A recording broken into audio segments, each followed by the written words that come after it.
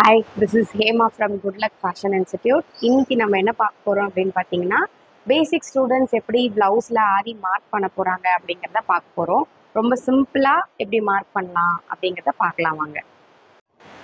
இன்னைக்கு நம்ம வந்து சில்க் காட்டன் பிளவுஸ்ல தான் ஒர்க் பண்ண போறோம். இந்த எதுக்காக அப்படின்னு பார்த்தீங்கன்னா இதில் ஒர்க் பண்ணும் போது உங்களுக்கு ஈஸியாக இருக்கும். நீங்கள் எடுத்ததுமே வந்து சாரியோட பிளவுஸில் பண்ணீங்க அப்படின்னா உங்களுக்கு வந்து மிஸ்டேக்ஸ் வந்தாலும் நம்மளால சரி பண்ண முடியாது. அதுவே சில்க் காட்டனாக எடுத்து ஒர்க் பண்ணிங்கன்னா ஈஸியாக இருக்கும் உங்களுக்கு ஒர்க் பண்ணுறதுக்கும். இப்போ சில்க் காட்டனில் வந்து பார்த்தீங்க அப்படின்னா அது இந்த மாதிரி செல்வேஜஸ் இருக்கும். சில்க் காட்டன் மட்டும் இல்லை, எந்த டைப் ஆஃப் மெட்டீரியலாக இருந்தாலும் இன்க்ளூட் சாரிலுமே பார்த்தீங்க அப்படின்னா உங்களுக்கு வந்து இந்த ரெண்டு சைட்ஸ் இருக்கும். இந்த ரெண்டு சைடும் பார்த்தீங்கன்னா நம்ம செல்வேஜ் அப்படின்னு சொல்லுவோம். இந்த ரெண்டு சைடில் இழை வராது. இதுக்கு ஆப்போசிட்டில் நமக்கு இந்த மாதிரி ஓரம் கட் பண்ணுற சைடில் தான் நமக்கு வந்து இழை வரும். ஸோ இந்த சைடில் நீங்கள் மோஸ்ட்லி ஒர்க் பண்ணுறத அவாய்ட் பண்ணிங்கன்னா உங்களுக்கு ஈஸியாக இருக்கும். அதனால தான் நான் வந்து செல்வேஜ் சைட்லேயே உங்களுக்கு மார்க் பண்ணி காமிக்க போகிறேன். இப்போ இதில் வந்து ஒரு சைடு வந்து நம்ம 2 ஸ்லீவ் போட போகிறோம். அந்த 2 ஸ்லீவ் போடுறதுக்கு ஃபஸ்ட்டு இந்த செல்வேஜை நான் 2ஆக பிரிச்சுக்கிறேன். ஒரு சைடு செல்வேஜை வந்து நம்ம சென்டராக பிரிச்சுக்கிறோம். எப்போவுமே ஸ்டார்டிங் வந்து ப்ளவுஸ் நீங்கள் போட போகிறவங்களா இருந்தீங்க அப்படின்னா ஒர்க் பண்ணுறீங்க அப்படின்னும் போது எப்போவுமே ஆரம்பத்தில் 1 மீட்டர் எடுக்காமல் ஒரு 1.25 மீட்டர் எடுத்தீங்கன்னா உங்களுக்கு மார்க்கிங்கில் ஏதாவது மிஸ்டேக் ஆனால் கூட நீங்கள் அதை கரெக்ட் பண்ணிக்கலாம்.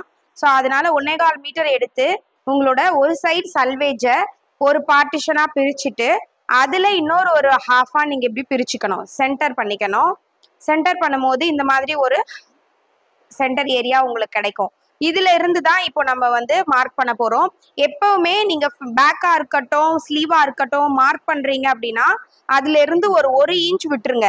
1 இன்ச் விட்டுட்டு ஒரு லைன் ஒன்று போட்டுக்கோங்க. எப்பவுமே இதை விட மறந்துடாதீங்க. ரொம்ப எட்ஜில் நீங்க மார்க் பண்ணீங்க அப்படின்னா ஸ்டிச் பண்றவங்களுக்கும் அது கஷ்டமா இருக்கும். ஸோ அதனால 1 இன்ச் விட்டுட்டு ஒரு லைன் போட்டுட்டு இந்த சென்டர் மார்க் பண்ணிட்டு ஃபர்ஸ்ட் ஸ்லீவ் மார்க் பண்றதுக்கு நமக்கு என்ன மெஷர்மெண்ட் தேவை அப்படின்னு பார்த்தீங்கன்னா sleeve length and sleeve round, harm whole, இந்த 3 மெஷர்மெண்ட்டும் நமக்கு தேவை. ஸோ ஃபர்ஸ்ட் ஸ்லீவ் ரவுண்டை வச்சு இப்போ நான் எடுக்கிற ஆளுக்கு வந்து பார்த்தீங்கன்னா ஸ்லீவ் ரவுண்டு வந்து 11. ஸோ 11 வந்து நம்ம 2ஆக பிரித்தோம் அப்படின்னா 5.5 5.5 வரும். ஸோ அந்த 5.5 நம்ம டைரெக்டாக மார்க் பண்ணாமல் ஒரு 1/2 இன்ச் கம்மி பண்ணி 5 இன்ச் மார்க் பண்ணுறேன். எதுக்காக அந்த 1/2 இன்ச் நான் கம்மி பண்ணுறேன் அப்படின்னா அவங்களோட ரவுண்டே வந்து பார்த்தீங்கன்னா 11. ஸோ நம்ம அதே டைரெக்டாக நம்ம அதே அளவே நம்ம எடுத்தோம் அப்படின்னா ஸ்டிச் பண்ணும் போது அது வந்து நமக்கு டிஸ்டர்ப் பண்ணும். அண்ட் இன்னொரு விஷயம், நம்ம அது ஃபுல்லாக ஒர்க் பண்ணும் போது நமக்குமே நம்மளோட சாரியில் வந்து மாட்டோம். அதனால ஒரு 1/2 இன்ச் விட்டுட்டு நீங்கள் ஒர்க் பண்ணீங்க அப்படின்னா எந்த டிஸ்டர்பன்ஸும் இருக்காது, அது கைக்கு கீழே போயிடும். ஸோ அதனால எப்பயுமே இந்த சைடில் ஒரு 1/2 இன்ச் இந்த சைடில் ஒரு 1/2 இன்ச் விட்டுட்டு 10 இன்ச்சஸ் மார்க் பண்ணுங்க. அதுக்கப்புறம் இவங்களோட ஸ்லீவ் லென்த் வந்து பார்த்தீங்கன்னா 9.5. ஸோ நீங்கள் இந்த 1 இன்ச் விட்டுருக்கீங்க பார்த்தீங்களா, அதில் இருந்து அப்படியே டைரெக்டாக 9.5 எடுத்துக்கோங்க. இந்த சென்டர் லைன் மார்க் பண்ணி வச்சுக்கோங்க. ஸோ அதுலேருந்து டைரெக்டாக 9.5 எடுத்துக்கோங்க. எந்த ஒரு எக்ஸ்ட்ரா அலவன்ஸ் எதுவுமே கொடுக்க வேண்டாம், அப்படியே 9.5 எடுத்துக்கோங்க. எடுத்ததுக்கப்புறம் அவங்களோட ஹார்ம் ஹோல், இப்போ ஹார்ம் ஹோல் ரவுண்ட் வந்து பார்த்தீங்கன்னா ஒரு 16 இருக்குது அப்படின்னா அதை 2ஆக பிரிச்சுக்கோங்க. பிரிச்சுட்டு 8. ஸோ 8 அப்படியே மார்க் பண்ணுங்க. இங்கே இந்த சைட்லேயும் 8 அப்படியே மார்க் பண்ணுங்க. இது ரொம்ப அக்யூரேட்டாக இருக்கணும்னு அவசியம் கிடையாது, ஜஸ்ட் ஒரு கர்வ் கொடுத்தாலே போதும். எதுக்காக அப்படின்னா நம்ம ஃபுல் ஸ்லீவ் ஒர்க் பண்ணும் போது தான் ரொம்ப அக்யூரேட் மார்க்கிங் வேணும்.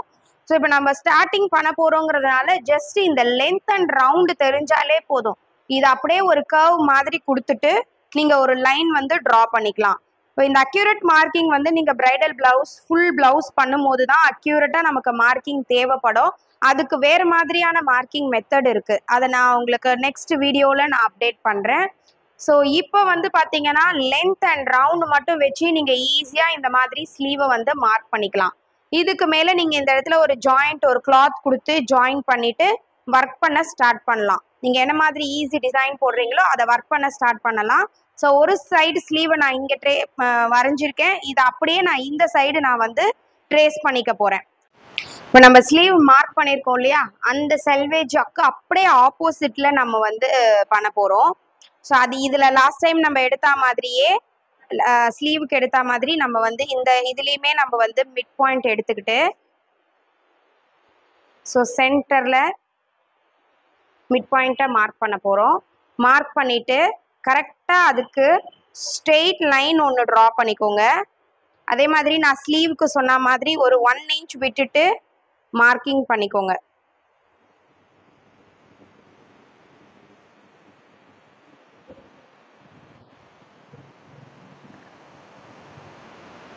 ஸோ இந்த மாதிரி இப்போ மார்க் பண்ணதும் இந்த சென்டர் லைன் அண்ட் 1 இன்ச் விட்டு வர லைனை மார்க் பண்ணதுக்கு அப்புறமா இந்த பேக் பார்ட் நம்ம மார்க் பண்ணுறதுக்கு என்னென்ன மெஷர்மெண்ட் தேவைப்படும் அப்படின்னா பிளவுஸோட ஃபுல் லென்த்து, ஷோல்டர் அண்ட் உங்களோட பேக் நெக்கு, இந்த 3 மெஷர்மெண்ட் தெரிஞ்சாலே போதும்.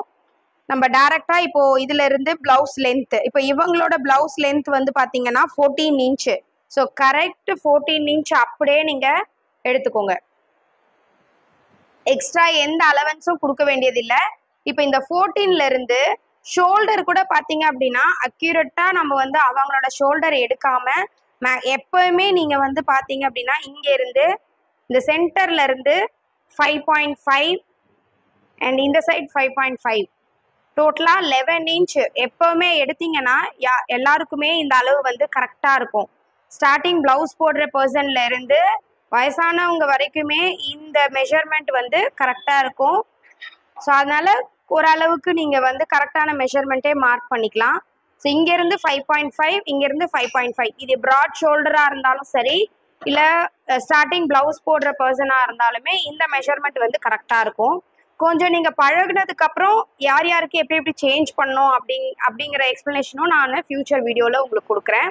ஸோ இங்கேருந்து நீங்கள் 5.5 எடுத்ததுக்கப்புறமா இந்த சென்டர்ல இருந்து 3 இன்ச் வந்து நெக் லைனுக்கு மார்க் பண்ணிக்கோங்க. அதே மாதிரி இந்த சைடு ஒரு 3 இன்ச் வந்து நெக் லைன் மார்க் பண்ணிக்கோங்க. ஸோ எல்லாரோட மெஷர்மெண்ட்டும் உங்களுக்கு தேவை, எல்லா மெஷர்மெண்ட்டும் தேவைங்கிறது கிடையாது. லென்த் அண்ட் நெக்கோட பேக் நெக்கோட லென்த் தெரிஞ்சா போதும். ஸோ அதனால நீங்க வந்து இங்கேருந்து இங்கே 14 எடுத்துட்டு இங்கே 5.5, இங்கேருந்து 5.5 எடுத்திருக்கோம். அதுக்கப்புறம் இங்கேருந்து 3 இன்ச், இங்கேருந்து 3 இன்ச் எடுத்திருக்கோம். அதுக்கப்புறம் இவங்களோட பேக் நெக்கோட டீப் வந்து 8.5. ஸோ 8.5 இங்கே மார்க் பண்ணிட்டு இங்கே இருந்து 3.5 எடுக்கணும். மேலே நம்ம 3 எடுத்தோம் இல்லையா, இங்கே வந்து 3.5 எடுக்கணும். எதுக்காக அப்படி எடுக்கிறோம் அப்படின்னு பார்த்தீங்கன்னா, பிளவுஸ் எப்பவுமே நம்ம ஸ்ட்ரெயிட் யூ நெக் போட்டோம் இல்லை ஸ்ட்ரெயிட்ல நம்ம எந்த நெக்கு போட்டாலும் அது அந்த அளவுக்கு பார்க்கறதுக்கு அழகா இருக்காது. இந்த மாதிரி ஒரு ஸ்லாண்டிங்கா நம்ம ட்ரா பண்றச்ச அது நல்லா வைடா பார்க்க வந்து அழகா இருக்கும். அதுக்காண்டி தான் நம்ம வந்து எக்ஸ்ட்ராவா ஒரு லைன் போட்டு இந்த மாதிரி எடுக்கிறோம். ஸோ மேலே 3 எடுத்துட்டு கீழே வந்து 3.5 எடுத்துட்டு இப்படி ஸ்லாண்டிங் லைன் போட்டு நம்ம யூ ஷேப்பை ட்ரா பண்ணிக்கலாம். இந்த சைடு நீங்க எப்படி ட்ரா பண்றீங்களோ அதே மாதிரி இந்த சைடும் நீங்க வந்து அந்த பெண்ட் வந்து கொடுக்கணும்.